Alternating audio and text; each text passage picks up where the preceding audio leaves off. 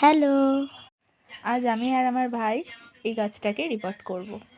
এর আইডিটা আমি জানি না, যদি কেউ জেনে থাকো তো আমাকে কমেন্ট করে জানিও।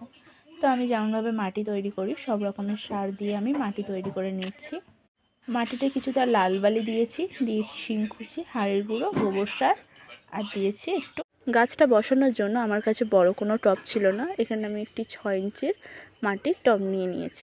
টবের ছিদ্রটার জন্য আমি একটি খোলামকুচি দিয়ে দিয়েছি।